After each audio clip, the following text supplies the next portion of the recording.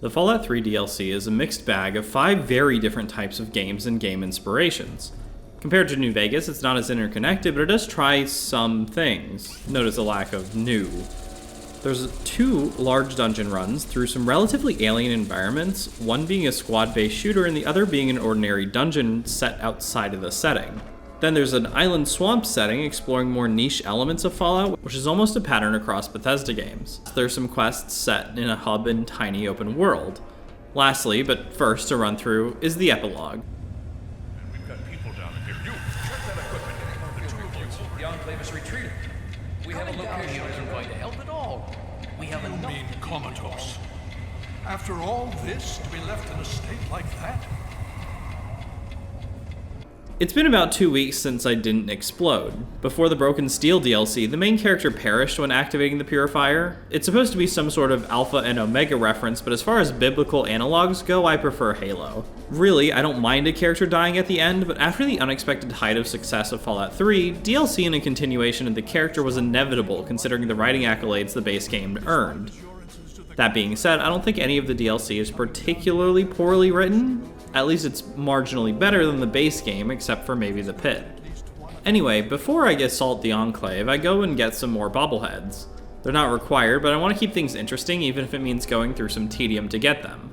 To get to the Luck bobblehead, the only way to go is to get through the flooded metro to Arlington Cemetery. That'd be fine, but there's 2 places named flooded metro and the wrong one is much closer to Arlington, so it's a little confusing. That's not the only way to get another luck point, though. There's a magic 8-ball in Big Town's defense. I get it to try to hit 11 luck, but it maxes out at 10. Another endurance can be gotten from going through a ton of Deathclaws in their home, though I think they may be planted here by the Enclave. Also, here are 2 legendary weapons, only one if visited before completing the main quest. Jack the Ripper and Vengeance the Gatling Laser. Jack's only changes an additional 50% damage to limbs, and it gets critical chance. At least according to the wiki, the Ripper by default cannot crit, with Jack being able to, and hit twice a second with the damage of a sledgehammer. It's pretty darn good. Vengeance, on the other hand, is marginally better than the default Gatling Laser. That doesn't sound exciting, but the Gatling Laser is already very strong, so even 1 more damage is a lot more damage output. Then I round up the damage skills. Bobbleheads are typically hidden near the end of dungeons, and for some reason these feel better than most other dungeons. They usually have a unique layout, a few stories, multiple areas or area types, and a variety of enemies across the spawnable board. Finally, a bronze standard to adhere to. If every dungeon was this good, Fallout 3 probably wouldn't be in such dire straits.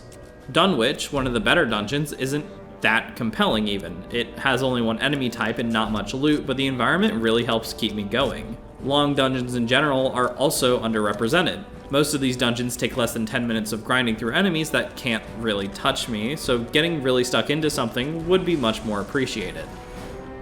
Talking to Scribe Rothschild starts the epilogue. I think the Brotherhood succeeds in fights because of their higher endurance points, but the imbalance looks bad since the Enclave aren't much more than jobbers and their armor isn't much better than the default Brotherhood armor. Lending to the idea that the Enclave aren't actually better than the Brotherhood. Coming from Fallout 2, where the Enclave were very strong, and unless the player character was particularly strong, even if they were to conserve stimpaks and ammo, fights with the Enclave would still be tough. The player can power scale very high, but that's not the root of the issue. It's that the Enclave, despite being more important half of the Steel DLC, don't get anything. They have the same weapons and armor as before, and the opportunity to revamp them is wasted. Just a few more health points would have helped a little bit, though there's already too many high health, low damage enemies in the game. I think each encounter could have at least been shaken up with a different type of fire team that has some random elements. Maybe there's an officer that can buff the other squad mates with progressively better armor. Think officer fatigues up to officer power armor or something. 2 normal soldiers, a weapons specialist with a random big gun, a medic running around healing their squaddies with the potential for some of these soldiers to be replaced with a Deathclaw. This isn't all too different from the current setup, but buffs and healing isn't implemented, though it totally could be. Anyways, after talking to Rothschild, the first mission is to clear out the satellite array after following Liberty Prime to its doom. Farewell, Liberty, you were a robot. I guess there is something cool about this scene. Prime breaks through the wall and enemies come out of it. This would be novel if it wasn't essentially what happened with the super mutant behemoth breaking through the unpassable rubble. Once returning with some data to Rothschild, he sends me to a paladin I forgot the name of. One good thing about the DLC is that there's new voice actors, or at least less commonly used actors. So, I'm going to have you travel to the Olney Power Works to secure some tech for us. Hopefully you'll be able to find a Tesla coil. He wants me to grab a Tesla coil. Tesla coils were made in the 1800s, so that's a fun and reasonable request that totally makes sense. As long as you're within range of the Enclave's transmitter, your signal should be the one the Deathclaw follows. If you get too far away, well, I'm not sure what's going to happen. I think there might be some bad effects. Well, for the Deathclaw, not you. On the way, I can get a device that gives me control over Enclave Deathclaws, making them companions within range of an Enclave signal emitter. That's pretty cool, but outside of the set piece that's set up to test the device, this isn't used again, except in encounters around the landscape. So if you've explored a bunch before doing that quest, but after the Enclave arrives, congrats, the device is useless. It does get used more in the area after next, but the Deathclaws are often behind hard blocks and computers, so it's tedious to get them out. Plus, the high number of Enclave can actually stop a Deathclaw. Plus, the Deathclaws aren't already controlled, so they can be hostile to the player. Side note, multiple times Deathclaw followed me to my fast travel destinations. Despite being allied to me, they never caused hostility except towards itself, so this doesn't seem to be avoidable since the Deathclaw spawning can be random, as you may be in range of a controlled Deathclaw, but it's not within perception range. That, or it gets picked up on the way of fast traveling. The Tesla coil is in Old Olney, which contains a smattering of Deathclaws. If you couldn't tell, the epilogue is something of a victory lap. Between the high-level gear and extra levels, the main character is pretty much unstoppable. Fallout 1 reached this point a bit farther in and still had a lot of chance involved, while Fallout 2 had a large amount of high-level enemies that were very dangerous even with good gear and good levels. Now I'm walking through the Enclave Deathsquads and Deathclaws. Although despite getting the Deathclaw mind controller, there's no emitters here, so no control. This isn't even a hard idea to capitalize on. Enclave could just be hanging around and Deathclaws patrolling. With the emitter, they ignore the main character, and when the MC gets into a fight, they can help. Maybe officers can blow their heads off, like with slave collars, and that'd be novel enough to get away with. Vengeance runs out of ammo and condition here. It's pretty good, but the ammo is too expensive for the per shot damage. Also, as it's a big gun, it doesn't get the laser crit chance boost. Back to Jack the Ripper and back to the Citadel. Paladin Tristan wants me to go sneak into the Enclave base by going through the presidential metro. I think after all the resources gathering, there has to be better plans. Why not get a bunch of fat man wielding knights together to assault the base, or a vertibird of our own? It'd just be nice to have options. The first half of the metro is covered in sentry bots, and I love the noise the Ripper makes when it's smashing a sentry bot.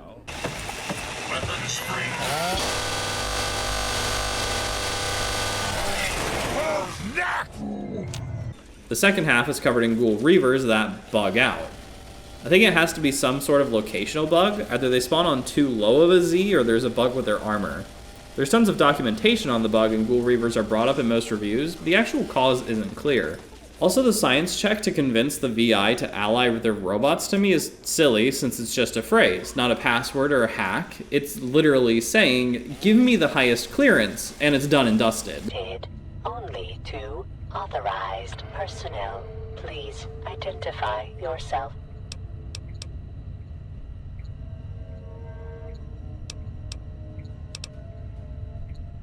Please stand by. Override accepted. Clearance assigned. How may I assist you today? There's also an issue of why there's a security breach when the ghouls have to have been here down quite a while. There's rataways around and the sentry bots are still active, so I guess the ghouls suddenly turned feral right before I get to the metro, and I guess there's some sort of difference between feral and non-feral ghouls to the VI recognition. If it's supposed to be a victory lap, why are there so many roadblocks? If it isn't supposed to be a victory lap, why isn't it more challenging? Or why isn't there anything new either? Just before I continue the main quest, I noticed that one of the exits leads to the Capitol building. It's full of super mutants and tyrants, but I can't help myself. I really wanted to explore it. I've been to it once as a kid, but my closest reference is probably Venture Brothers. I can't find the Oval Office, so it's bad. I explore around, and before I go back to my main mission, I try to just clear the locale. This leads me to find Blammo, a preacher who, if you're detected, no matter what, he blows up the alleyway he's in. This seems to be bugged or unfinished content, since picking up the mini nukes and frag mines still causes an explosion. My game crashes after I look this up, so back to the mission.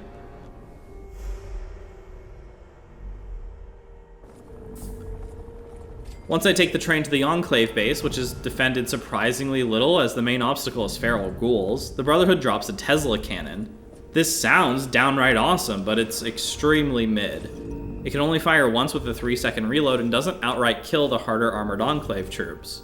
I try for a while to use it, and I instead use the experimental Merv, but that also quickly runs out of ammo, so I'm back to A321's plasma rifle. The solution to the Tesla cannon is easy, and it's super surprising that an update was never pushed. Just have it be a 4 to 5 round magazine, or half a second or a second rechambering time, and that's it.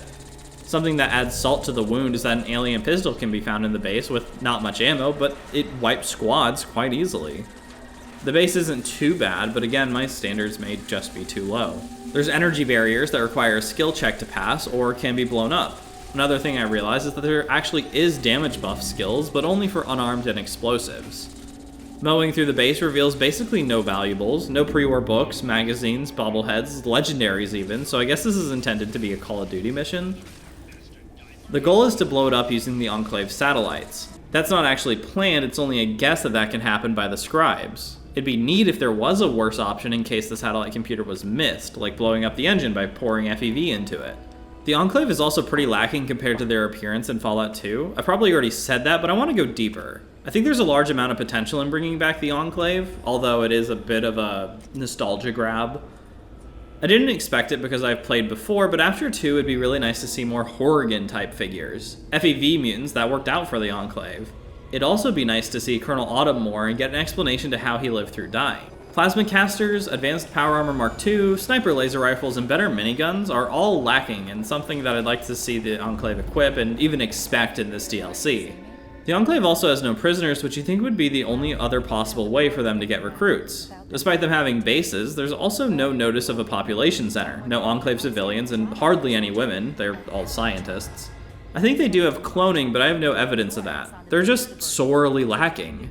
Well, after they're blown up and no longer a threat, Sarah Lyons sweeps me off my feet and back to the Citadel I go. No, one of the targets available is just the Citadel, and why haven't the Enclave demolished it if they've had them as a target and their location for this huge amount of time? Like, the Enclave literally fly over the Citadel multiple times, or at least fly pretty close to it, and it's not as if the Brotherhood has any sort of anti-air weapons, so it's extremely confusing why the Enclave have all this power and simply do not use it. Well, the Brotherhood still has some tasks to complete, but these are not real content. Cameras, sensor modules, and drops from all super mutants can be collected for caps and experience, and nothing else. Talking to Sarah, she tells us that we could be friends if she wasn't so busy. I think that's just a cope for having to spend an awkward amount of time together with a guy who has blown up, I don't know, 4 Enclave bases. Elder Lyons congratulates us for a job well done, and now it's time for an interlude with Riley's Rangers. Technically, Riley's Rangers is part of the base game, but they're obscure and the quest rewards waiting until after getting the super mutant blood samples so heavily that if you're in need of craps, you should wait. This isn't what a lot of other reviewers start the quest for though, and it's not entirely what I start it for either. I intend to switch to Riley's combat armor since it's faster than the power armor and on par with it in terms of damage reduction. The quest starts by finding either Riley, or out of sheer curiosity, of what's in a couple of buildings where the quest takes place. Riley is knocked out in Necropolis, and with a high enough medical skill, she can be awoken. She tells me that her boys in green are fighting green boys nearby and needs help. The hospital and hotel the quest takes place in is very unique, and there's no other dungeon like it. There's tight hallways with super mutant overlords with tri-beam lasers and wide open areas where the mutants have set up kill zones. There's traps hidden around that can be dangerous, if I hadn't out-leveled traps mechanically. There's a perk, which should probably be removed, that deactivates the player from tripping any kind of trap. It can still be sort of a grueling crawl though. The problem is that I'm too high level. Warlocracy mentioned this in the Fallout New Vegas Sierra Madre DLC video, but I think this applies kind of all over. Fallout just isn't that much fun at high levels. Except if using a deliberately bad build or under a challenge of some sort, so Jabbo's style. I've switched to hard to make things more difficult, but all this does is raise the enemy's damage and lower mine. It feels like this also adds higher tiered enemies more often, and I've seen the sentiment online, but I'm not certain if there's a way to tell. Maybe in the GEC editor, but for some reason the only one available to me is the Fallout New Vegas editor, meaning that on hard, assuming the higher tiered enemies actually are more common and I'm not more schizo, means more experience for the player. Anyways, despite raising the difficulty, the game doesn't feel particularly harder. Maybe I have to use stimpaks once or twice more often than normal, but I just looted a hospital. I'm full. Once the Rangers are rescued, I meet them back in their base. The reward is either Eugene, a pretty good minigun, or Ranger combat armor, which is lighter and on par with lower tier power armors while being cheaper to repair and allowing faster movement speed. Riley offers another quest to map the wasteland. Going through her computer, there's some wider implications. The contract to map the wasteland can literally be anyone, but given their lower profile and smaller numbers mentioned, plus the inspecificity of their request, I think this can be attributed to the Institute. That's just a shot in the dark and there's no connection. The other contract is to kill mutants, which can probably be attributed to the Brotherhood since the only other faction actively at war with them is Talon, which Riley doesn't like. This is boosted by the fact that the mechanic, Donovan, is from the Brotherhood. As far as I can tell, this is the only interaction pre-Broken Steel that the Brotherhood interacting with the Rider Wasteland. It's feasible that Donovan is a Brotherhood reject, but he has power armor in his locker, though they did give me armor too. Despite going through the effort, I won't be using the Ranger armor for much soon. Operation Anchorage starts when tuning into their radio. There's some context to be gained by discussing outcasts with the Citadel, but the main difference is that the outcasts don't like Wastelanders. By the way, the Brotherhood hasn't had a strict code to not hire Wastelanders, and every prior game has them hire Wasters in some way. They don't really have a general philosophy, and despite being separated for 20 years and more in line with the California Brotherhood, or so I'm told by the legitimate branch of the Brotherhood, which... what? Their numbers are very small. This also isn't technically their base, but 3 of the Outcasts' most important figures live here. So with no big idea holding them together, or festering of whatever ideas they think are better than Elder Lions, the group isn't exactly cohesive. I think it's best to say that there isn't really a group here at all. Sure, they have similarly styled armor, which may count as desecration given their more purist bent, but no named character really values the same things and they all have very few lines. Not to mention that the main quest of this DLC is a side quest for them. This is no Outcast outpost, they're just trying to crack some lock that won't open. McGraw and Sibley just want the quest to be over with, and oh boy can I relate to that. While McGraw just wants to go home, Sibley just wants the reward. Skipping ahead, everyone is under the assumption that behind the locked door is a treasure trove of any and every kind of tech the military had, but it's just one set of armor, a Chinese sword, and some bits and bobs.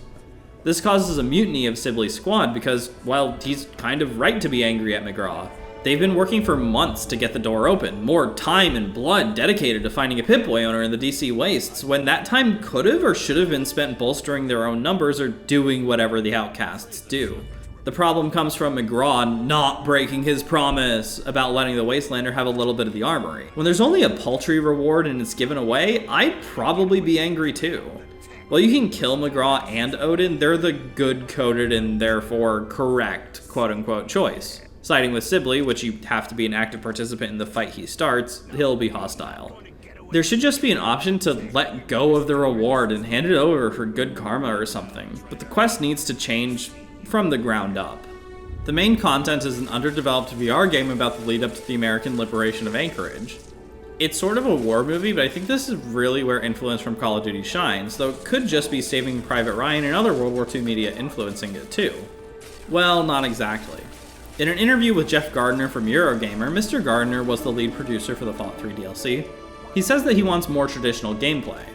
While set pieces and COD are decent reference points, there was a huge smattering of shooters in the early 2000s that could have been that reference point. That being said, in an undated but reference-heavy interview from No Mutants Allowed, he cites Call of Duty 3 as being one of his most played recent games and is looking forward to the release of BioShock and Mass Effect, which is too early, but given the unlikely entry of newer games during the likely crunched end-of-cycle development of Fallout 3, I think COD 3 was still inspirational for Mr. Gardner for the release of Operation Anchorage.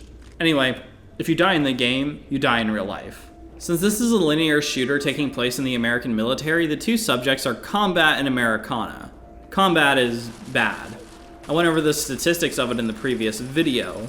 Guns are both inaccurate and too accurate, and the compromise is unfortunate. You ever use a smart pistol in Titanfall? It's like that, but worse. When I aim at a target, there's a connection made between the end of my barrel and the enemy.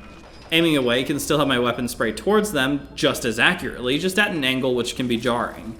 This can be amped up when aiming at something and moving the camera away, which can lead to aiming at something totally different and still having the bullet hose spraying away at the original target. This isn't the case or doesn't seem to be as bad on true projectile weapons like the missile launcher, and the shotgun would be more noticeable if it used tracers like every other weapon does for some reason. Though it seems like this is only active beyond 5 to 10 feet. While I understand the tracking for consoles, the lack of accuracy is pretty bad. I always thought the main difference between the CAR and the AR was that the CAR did more damage despite using the same ammo, while the AR was more durable and accurate.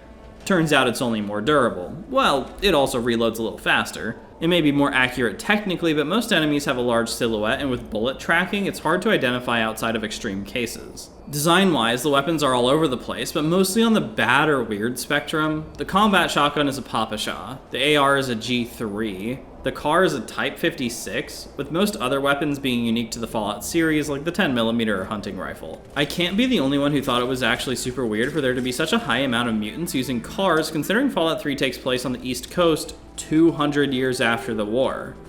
Well, considering the weapon uses 5.56, maybe it's a derogatory term for roughly put together weapon, but there's the Xuanlong rifle and no confirmation that that's the case, though Fallout 4's Nuka-Cola DLC would also have an AK made out of trash. It's not just futuristic, but historic. I'm also disappointed that the AR is a G3. I mean, it's cool, I guess, but besides the cowboy weapons and the 10mm, is there anything American in DC? Stuff that really screams an eagle. I get that it's supposed to be the future, but besides monuments, which are well done, at least superficially, there doesn't seem to be a recognizable alternative culture. Instead, it feels like skin-deep Americana. There's no coffee, ShamWows, no washer-dryer home hookups, no vehicles, no apartments to visit, no teetotalers. If anything, drugs and sex and violence seem to be much more common and barely any reference to politicians, despite that there should be some political cult-worshipping, I don't know, insert politician name here, considering it takes place in DC. I guess there are the Lincoln slaves, but that's kind of a freebie. The game literally takes place in our political capital. There's no overly religious people here or people who hate religion unreasonably. The Enclave seems to live in trailer homes, which is the most American thing about the game. While this problem affects the main game, it's worse for Operation Anchorage since it's a chance to explore more culture, and instead as an experience it's lesser than the first Call of Duty.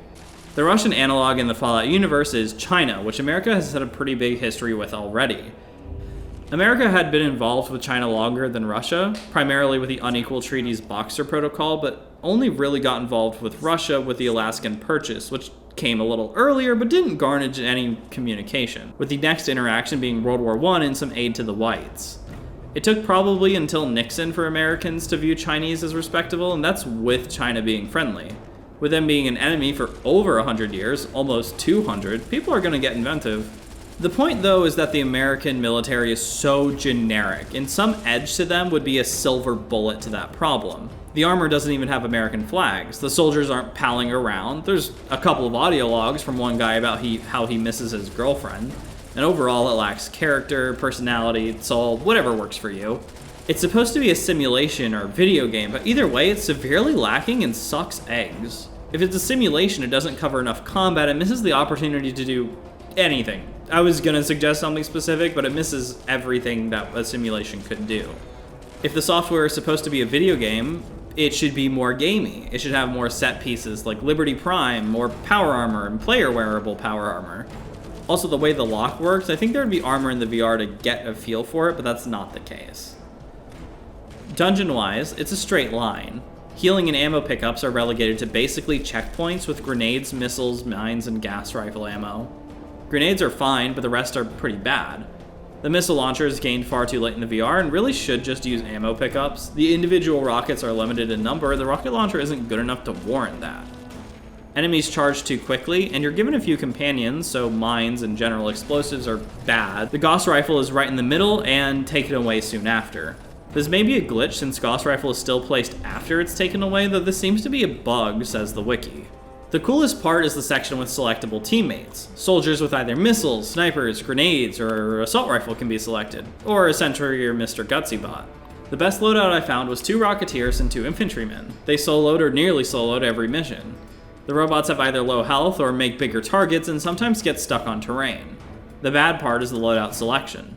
This area takes away the Gauss rifle, and I can choose between assault rifle, shotgun, sniper, and missile launcher, all which have surprisingly low max ammo capacity. The ammo pickups are placed frequently, but this can be unusual since there's no close game to contrast to.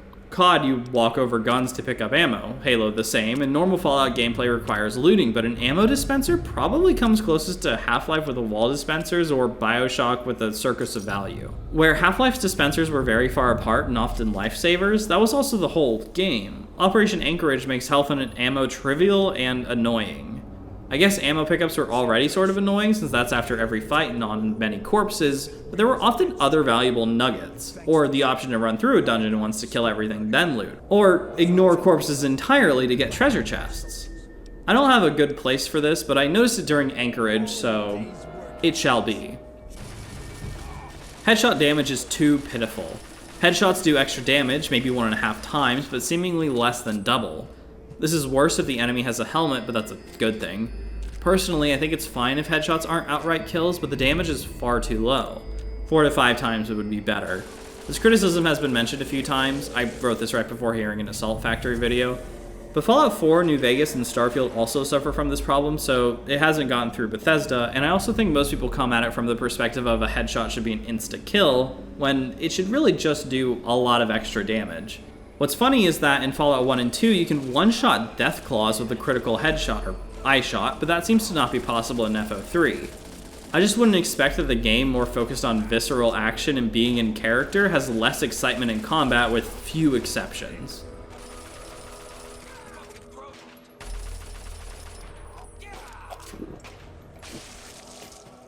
Today's subject, slavery. The Pit released 2 months after Operation Anchorage and has similar problems, though by far not as bad as Operation Anchorage or Broken Steel. The Pit has some random additional context in the game, the main hooker being Knight Kodiak at Lion's Pride. Apparently the Pit was cleaned out by the Brotherhood on their way to the Citadel. Ah no, that makes the Brotherhood going all the way to DC even worse because it means they made pit stops and researched other areas. I realized during research that a lot of non-Americans probably don't know what a Pittsburgh is, but it's another American city that's known for football and steel production. DC is sort of an anti-cultural hub since it's filled with Europeans and politicians, but for the Americans that live there, they live like Americans. One of the Pit's pitfalls is that it lacks interaction with the outer world, unless that's what the slavers are for, but considering they were in before the DLC release and there's no reference to the Pit prior, except in non-slave areas, that's unlikely. Anchorage technically doesn't, but since it's already an extension of an isolationist faction, that's forgivable, and outcasts now roam DC. Broken Steel adds other quests, like discovering Aqua Cura and raiders that take it. The Pit begins by talking to Warner. Despite completely destroying the 2 largest slaver groups in DC, there's no way to inform him of this, though there is mention of the Brotherhood informing us of their expedition. Most people enter the Pit full of power armor and gear, to which the game completely ends player agency. You are practically forced to be a slave. Sneaking in is no better. There's no practical difference besides one less fade to black. Both ways begin the DLC by talking to Medea, who informs me of Trogs, the society, and what to do next. Collect steel ingots. This is played up to be very difficult. The starting weapons are bad, the armor is bad, and all the player's items are taken. I don't mean assault rifle bad, I mean 32 pistol and steak knife bad, and the armor has 1 DR. This is immediately subverted as a new melee weapon, the auto axe, which is similar to the Ripper but slightly better, and an assault rifle on the floor of this super dangerous area exist. There's a new mutant, a Trog. They're not really ghouls or mutants since radiation and FEV aren't here, instead they're made by disease. Soon after entry, there's a small dungeon that gets me the Man Opener, a legendary auto axe. It ignores damage resistance, which is useless since Trogs don't wear armor. Otherwise, it's another auto axe, which is okay since mine ran out of durability.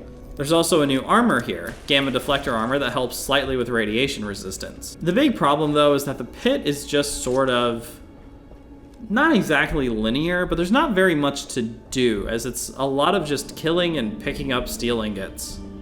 Going through the entire area collecting ingots results in some pretty good rewards between decent armor and legendary weapons that are relatively pretty powerful. This whole situation is turned on its head though, since with the Man Opener and some Gamma armor, I can take the 3 rounds of the arena on hard and get all of my stuff back. Getting into Asher's mansion is easy. I'm led there, and after talking to him, there's a pretty big moral dilemma. One of the best ones in the game so far, since it has a ton of nooks and crannies to talk out. Asher's kid Marie is the cure for trogs, or at least she's immune, but her parents seem to think her immunity can be passed on to others. The Raiders have at least developed a booster shot to help against radiation, so at least they are capable of creating things and not just killing for the sake of it. Sort of. I'm laying this out because I feel that this quest is dealing with a touchy subject. Asher lays out that the reason the society exists in its current form is because he's made it his life's work to develop a cure after leaving the Brotherhood during the Scourge. Unfortunately, he can't get people to stay willingly except for the Bethesda bandits who enslave the surrounding area. Their economy is centered around gathering slaves from the south and either working them or sending them to Toronto, but this is confusing since his speech overlaps with itself. Like Salt Factory said, he is giving a similar but different and quieter speech. Can confirm. Sir, you carry not only the dream that workers can become free, but that we may all someday become truly free from the threats of our world. You are ready to be forged anew. Report to fate. The pit creates primarily steel, but also seems to have a generous amount of fuel and natural resources, given that they're burning it literally for a monument. Probably gotten from the writing hole and taken from local buildings respectively. The middle class, the slavers, extract wealth from the labor of the lower class, the slaves, to fund medical tech and research bought from, I guess, Toronto. Asher's kid is immune not just to being a trog, but also radiation. Asher says that he wants to give the cure to everyone regardless of status once it's finished, and goes as far to say he'll eliminate slavery and raiding. He's former Brotherhood of Steel and argues with his commandant, so I don't believe him, but Werner is German name and has betrayed almost everyone he's ever been friends with. Werner's plan is to kidnap the baby, and I hold it hostage until Asher and his gang are killed and allowing them to take over, and by them I mean the smarter slaves. While slavery can be abolished by the player, the situation can only get worse for the existing slaves. Progress for a cure is immediately halted and likely slowed or potentially all around stopped, while the wiki implies Werner becomes much like Asher after the player leaves, though I find this unlikely. Instead, I think the city is ripe to be taken over by Trogs or another society, probably Toronto. As a Hoi 4 player, I decide to side with Asher. He's close to ending irradiation and Trogs, with a decent chance, I suppose, to end slavery, while Werner can only end slavery in name. A lot of the pro-Asher messaging is thrown away, though, by how cruel the slaves are to the slavers. Whoa, dude. That's not cool. They kill or beat them for fun. The slaves don't really have the health for that either, so it's often a beatdown to the death. When entering the pit, they're being executed, and the scenery isn't exactly positive. They're very evil-coded until I reach Asher's office, but Werner would... Boss, you killed a child. Amazing. Mission complete. That right there is why you're the best, boss. The one and only. What really makes it for me, though, is that the raiders aren't living in much better conditions than the slaves, and besides the literal shoveling of metal, they're doing most of the same jobs. The main two things are better beds and some occasionally moldy fancy lad snacks in addition to the slop. Also, in real life, a huge issue was the living standards of the slaves versus the slave owners, and that doesn't seem to be the case here. The only person living the high life is Asher and Sandra, who are curing radiation poisoning. Is it guaranteed? Not at all, and that's what makes joining the other side reasonable. Overall, though, siding with the slaves results in a huge amount of death and no increase in living standard pretty much ever, with a high chance to make their lives worse. I think it's a good moral question. 3 is a pattern. So far, all 3 DLCs have been a very linear dungeon crawl, though maybe Operation Anchorage doesn't meet the definition since there's no loot, and the pit has a dungeon in a very small open world, but I think it still works. This ultimately created a lot of dissatisfaction in the community, and it's almost the point where I dropped production. If Fallout 3 was modern, its DLCs would have it mixed on Steam. I mean, if Nuka World got mixed, then Operation Anchorage certainly would, with a pretty high chance for the pit and Broken Steel too. There's no new interesting mechanical choices besides a +1 Ripper option from the pit, and while the areas are unique, they lack personality. The pit is a lot like DC, just darker, and doesn't have anything except trogs that DC doesn't already have. Anchorage introduces more Brotherhood, but those were already in the game, just harder to find. Broken Steel just lets you keep playing your save, and even after all the Enclave clearing, they can still be found in the wastes, actually stronger and more numerous due to level scaling. You know, it'd be cool if there was a most unique area with its own personal stylings and...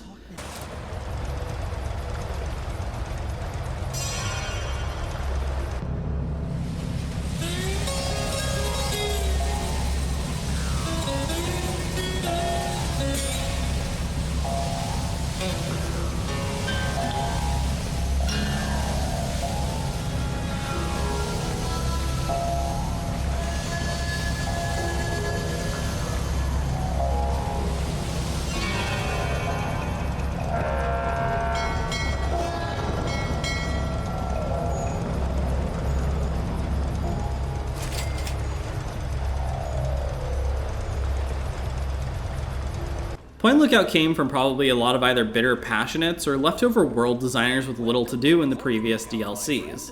It's the only open world DLC, which is of course super weird given it's a DLC for an open world game, linear though it may be, and that DLCs for future games focus either on adding to the open world or having expansive open worlds to explore. The closest DLCs in the future would be Old World Blues, which has a lot to explore and deal with compared to the best linear DLC, The Pit, or Far Harbor, which adds a lot of story, iffy if it's good or bad, and some mechanical weird things that probably should have been removed. Point Lookout was actually so positively received that Bethesda made a remake in Fallout 4, though they also have a habit of making decent island settings, starting with Morrowind. There's a missing person in Point Lookout. I don't really care, but I can look around, I guess. There's no real purpose to Point Lookout though, further referred to as PL. The main reason to go is to explore more Fallout 3, but that might not be a good enough reason to go if you haven't heard of its good reputation. Unless the hole is made for you, it's a hard proposition to say you should play more Fallout 3. PL opens on an empty boardwalk and no objective except have fun. It's supposed to be something of a tourist destination even now, but this seems to be false. Tobar tells me of merchants and hotels, but the merchants are weirdos with bad selection, and the hotel starts a quest. The Velvet Curtain is titled after the Velvet Revolution, which is an event of Czechoslovakia leaving the Eastern Bloc and liberalizing, and the Iron Curtain, which is a reference to the cutoff between East and West during the Cold War. A few Chinese spies are trying to gather information when a Chinese sub beaches underwater, leading to them being discovered. This quest involves running around quite a lot of the island and experience the locales, hoping that the spies' bug-out bags contain valuables. Part of what I like is that the enemies are much harder than on the mainland. They're rednecks, though, that's it. Some of them are mutated, and they have a lot of health and do a lot of damage, and probably too much. Armor matters a lot because their damage output is so high. Power armor, which I don't have, is very good here and puts things on a much more even playing field, but a group of rednecks can still be rough going. The thought process of bringing the ranger armor is to be fast enough to be speed neutral with the rednecks, but they're still a little faster. Unfortunately, the inverse is not true. Weapons matter a lot less. Even with a crit build and the backwater rifle, which nearly guarantees critical hits, the damage on rednecks is very lacking. There's a new gun, the double barrel shotgun, which any game dev ought to know should feel good, and it does, but not on the rednecks, which can take a half a dozen reloads just to kill one. The Enclave and the Deathclaws aren't even as hard to kill as the rednecks. Luckily, they're almost all close range and pretty inaccurate. Unfortunately, the rednecks don't make use of damage resistance, so something like the man opener doesn't do anything extra. They just have plain high health. Limb damage also barely affects them, so the most effective way to make fights with them easier is reducing the difficulty. They aren't common enough or too difficult. Their fights are harder than normal, but in the grand scale of difficulty, they place pretty low, even on hard. On the flip side, the other enemies are also high damaging but have much lower health. These includes ghouls and robots, which have already been seeded, but now there's also tribals. They're like raiders in that they're a normal human enemy, but they have actual weapons and can deal damage without missile launchers, like Talon. They're first encountered assaulting a mansion, which I help in the defense of because, well, the player gets dragged in, but it's not the first time a ghoul has been attacked unreasonably. Desmond is an American ghoul LARPing as British, but given he's lived alone for 100 or 2 years, I don't think it's impossible for him to have just watched too much BBC. No, not that one. He's been attacked by dozens of tribals shouting "Death to the unenlightened," and they're blowing up his home. I actually don't know that it's his. He does have a Führer bunker under the mansion, but plenty of rooms have untouched skeletons and things still look run down. Once the mansion is cleared, which is an odd shooting section, has a lot of unique animations and explosive environmental interactions, including a defensive section which is also pretty cool, Desmond wants me to infiltrate the tribals, which he thinks will be a piece of cake. It is. The tribals are dicey. They seem to be based on Native Americans. I don't know, I just get Civ 5 Iroquois vibes. Their garb is pretty rough, torn clothes and all that, but the mutated incest moonshine babies around the swamp wear more clothes, like actual clothes, jeans, shirts, and jackets. They have a part of their brain removed as ritual by Ponga. The tribe has 4 leaders, and with the recent attack on Desmond, there's only slightly more normal tribe members than crazy. They worship Ponga, but I'm not so sure that this isn't some sort of traumatic reaction to just enjoy life in what is written to be a pretty delicious fruit that can be used for basically anything, rather than cleaning up the skeletons nearby. Maybe they sent all the semi-sane people to attack Desmond and I. Nadine is here and she's the most normal person, but she keeps talking about stabbing me. Hey now, I might still be 10 kinds of crazy.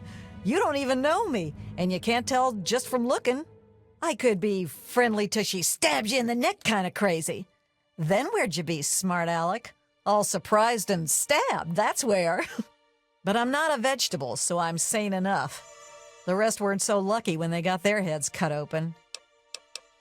The section of the brain that limits the mind is taken out, and I'm no doctor, but my girlfriend is, well, a nurse in training, and you don't need to be a doctor to know that taking any part of the brain out is probably pretty bad.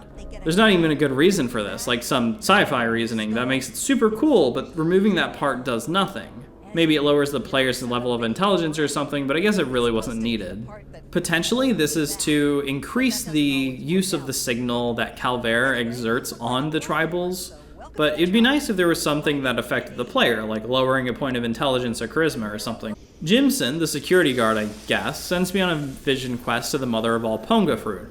I can't help but think of all the other games that do this better, or that some section reminds me of, maybe because playing this much Fallout is burning me out a little bit. The difference in culture makes me want to play Civilization. The Mire and Swamp Lurk dungeons remind me of how much cooler designs could be. Check out XCOM Terror from the Deep. The Swamp Lurks are sort of generic, but seem based on 50s movie monsters, so pulling inspiration from advancements on that, like from Terror from the Deep, would be cool. Most vision quests in other games also just do it better. Far Cry 3 comes to mind, but also anything like Psychonauts, and the shooting makes me want to play pretty much anything else. The vision quests start by getting brapped with spores, which again remind me of the Thorian from Mass Effect, just the shape and mental effect. It's a nearly straight path. There's bobbleheads with lines that just insult you in a section with baby bottle quantums and ghosts attacking. The swamp is otherwise exactly the same, except for a part walking on tree leaves with the floor and ceiling switched. Part of the problem is the ability to start the vision quest at any point in the story, combined with Bethesda never wanting to assume things the player has done, so nothing seen is significant in any way. The Perception bobblehead literally just says, "Things don't look right, huh?" Instead, the line should be written in a way directly to pertain to the main quest, foreshadowing for players who haven't done it, or referencing for those who have. It could be done to reference the main quest of the island if there is more investment prior to this quest, or just poke fun at Bethesda or the game. I'd even prefer if this section was removed for a short romp through Oblivion. Essentially, this section is super wasted when vision quests are one of the most freeing things a writer could possibly have. Also, ghost ghouls are kind of lame, especially since they're swamp ghouls. At least have super high damaging enemies that set the player's HP to 1 or something and keep attacking. Like, really strike fear if you're attempting to do that. Desmond asked me to put up a signal blocker. It doesn't really seem like anything he couldn't do himself. Tribals ambush me. The first time I do this, I die since there's so many, but after leaving some mines down, it's a pushover fight. I'm still on hard. After not doing too much, Desmond's house explodes.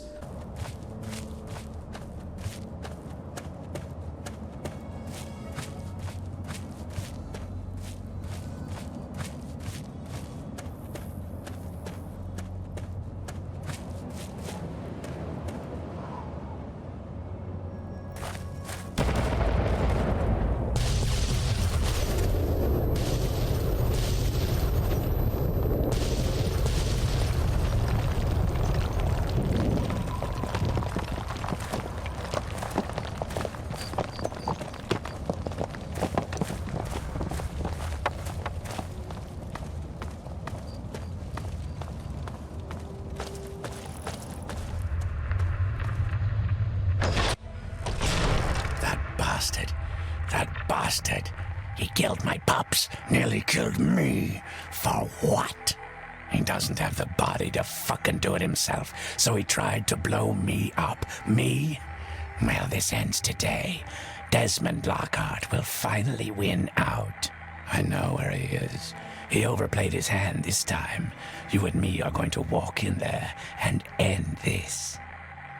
Visiting him, I'm in the final stage of the quest. Yeah, the quest really does end that spontaneously. There's no question as to how his house exploded, what exploded it. It may as well have been spontaneously combusted, but Desmond knows for a fact that Calvaire, the holographic brain, did it. As good as the DLC has been up until now, which it hasn't been insanely good, but it's definitely better than the base game, the rest of it from Desmond's house blowing up may as well just be magic. Turns out Calvaire is under the next door lighthouse. This is a bit too close for comfort, even considering the signal thing. It's hard to determine exactly what machines do what, but the server racks with the sine wave seem to be radio signals or placeholder, and considering there's tons at the Washington Monument, they ought to be able to read signals. I don't know, whatever. After crashing in the final section, I blow that brain into another dimension.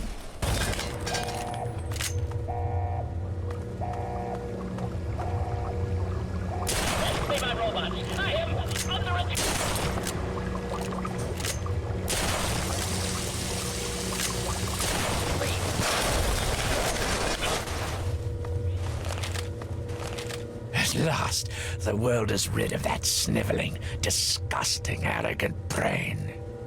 Desmond thanks me and we part. I get a mesmetronic stream here and it's fine. No matter what weapon I use, enemies take roughly the same amount of time to kill. Well, the DLC is over, so there's no problem. I've heard good stuff about the old god stuff, so I attempt that, but the quest breaks.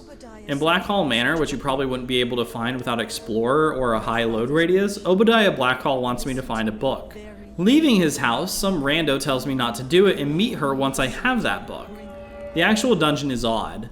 There's marble walls and floors, but it's also covered in bloody dolls. It's kind of insane that this isn't backported into the base game. The monuments really need some more detail. Turns out the cause of the rednecks may be that they were normal but turned crazy due to the evil book. I don't know for certain, but they seem to be obsessed with it according to Obadiah. Then again, even before the book was here, the locals bit some feds, so I don't know what's going on. Once I have the book, I try to give it to Marcella, but she never spawns. One time I tried to exit her house and the game crashes. Giving the book to Obadiah nets a nice 1,000 caps, which is a reasonable amount this late into the game. Alternatively, I can take the book to an obelisk in Dunwich and burn it for karma.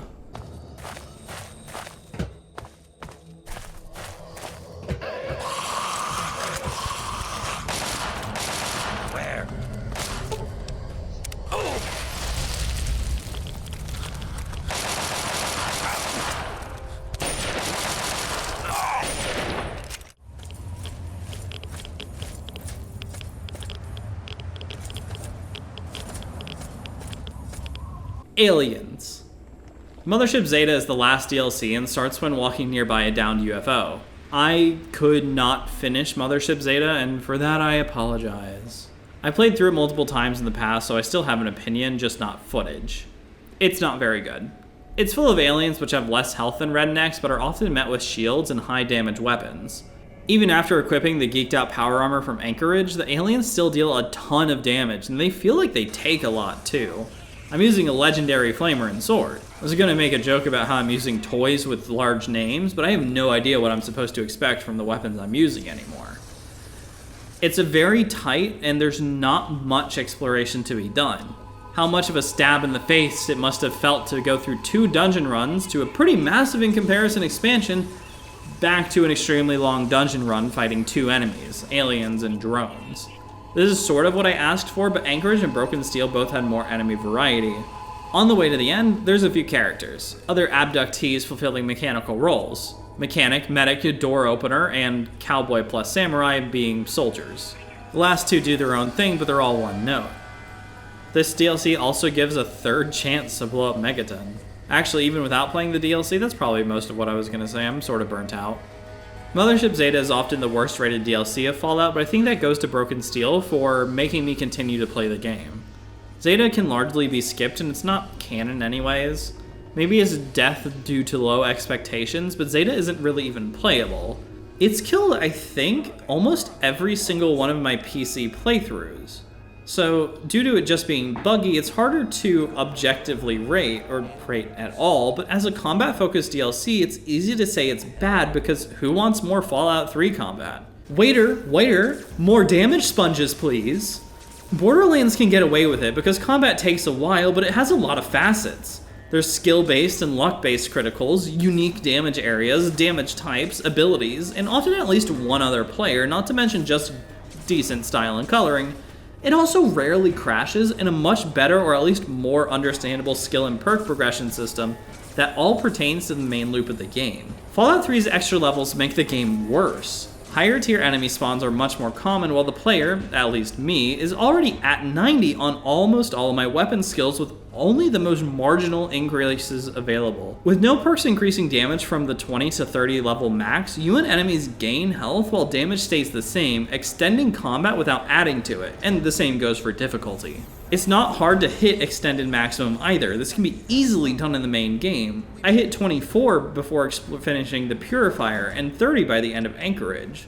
But I skipped a lot of side quests and exploration. This is probably one of the most major shortcomings of Fallout 3 since this makes the main loop of combat incredibly boring. This is only slightly alleviated by Psycho and VATS with damage and crit chance respectively, but mostly this is why I notice people playing late game on easy or normal. Playing on hard doesn't make the game more difficult, it makes it more tedious. So, to answer the title, does the DLC redeem the game? To be fair, you can only get Fallout 3 with a DLC now, but I don't think it does in any way. With 2 mediocre at best, but generally poor showings, 1 DLC that is decent but rushed, and 1 that makes it basically unplayable, the game sucks. Fallout 3 is a total skip.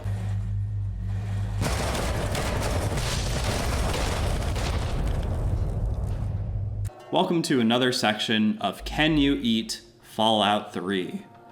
At first this started as a section to just add more value or time to a video, but I think I realized it could have a more useful purpose, and that's whether the world building actually functions. Food is an important part of daily life, and societies were and would often be made in a post-apocalypse scenario based on agriculture. Every society and culture developed their own culinary arts despite the hardships. Famously, French royalty was eating and designing cakes during a famine. So as silly or small as it sounds, the development of food in relation to the wider world is a decent measure of the quality of the world building, or at least another facet. Yeah, that's my excuse for adding another 20 minutes to the video.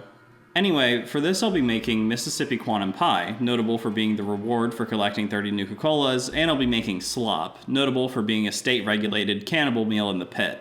I did make calamari for Mothership Zeta, but it turned out so badly.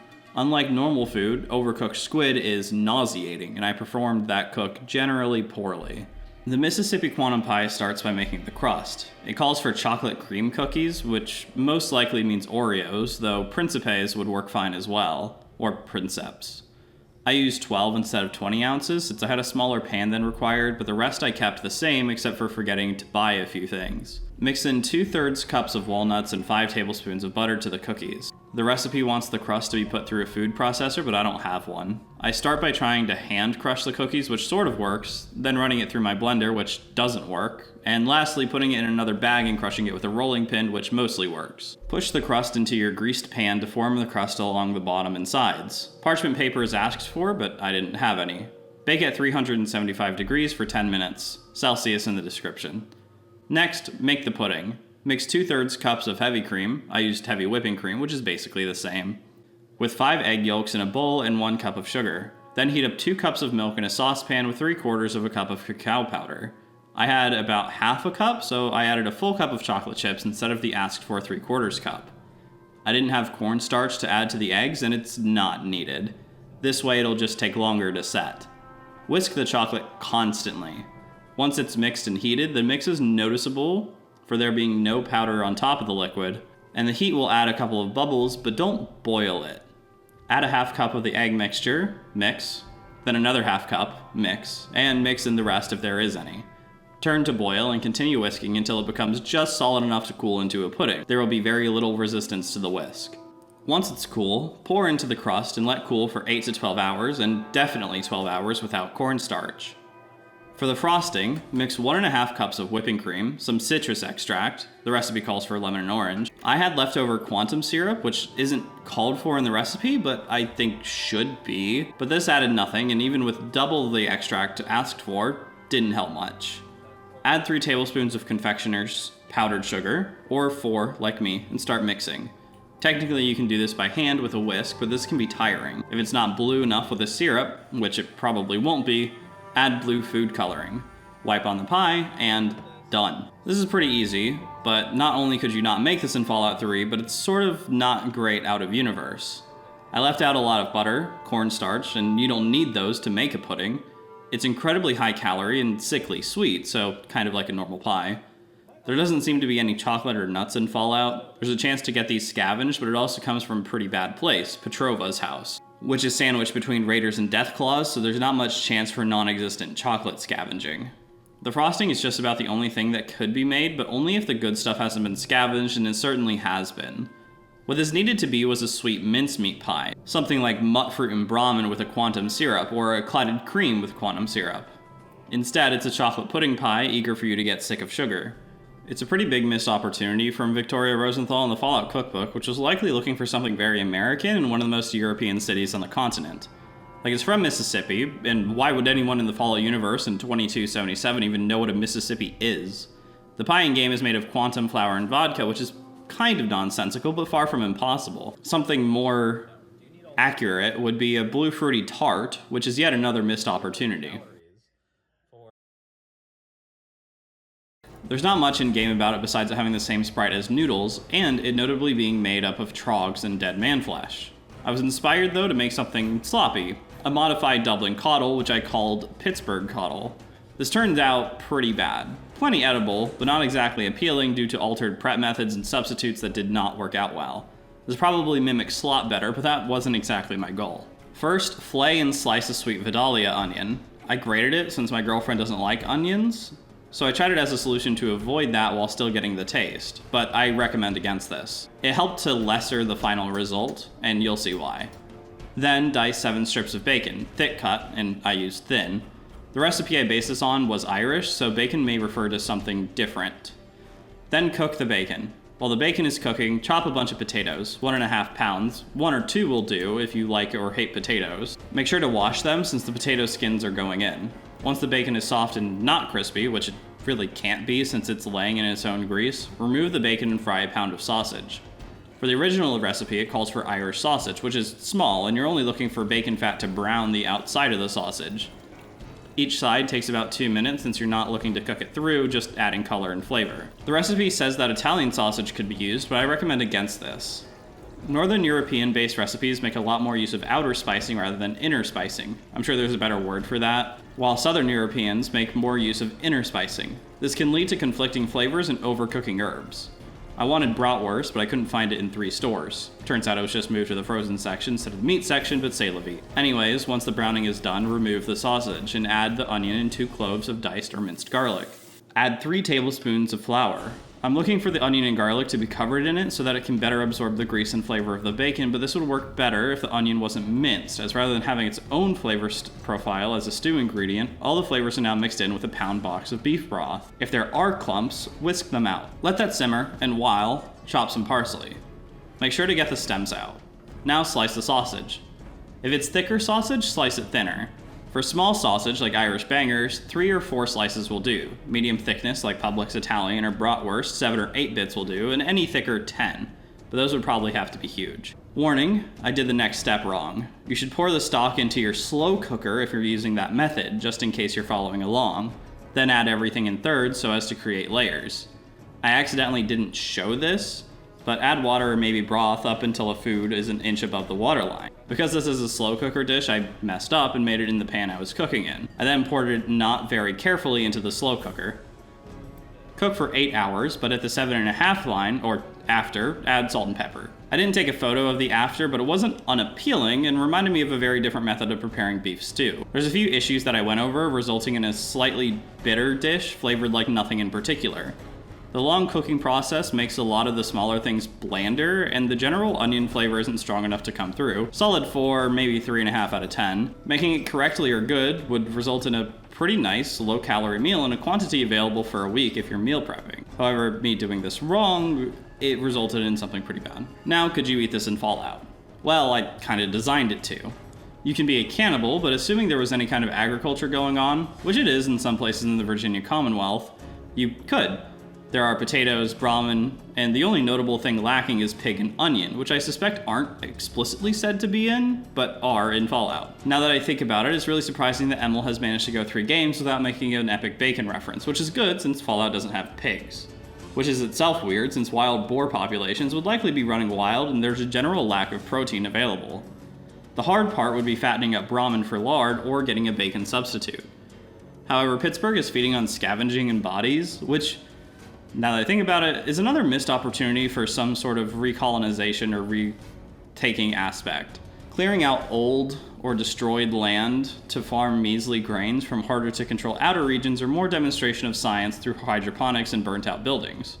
While the pit is passable on the Fallout 3 spectrum, it lacks a lot of societal and world-building details, making it functional when there was a lot of opportunity to make it a really different kind of culture of raider society.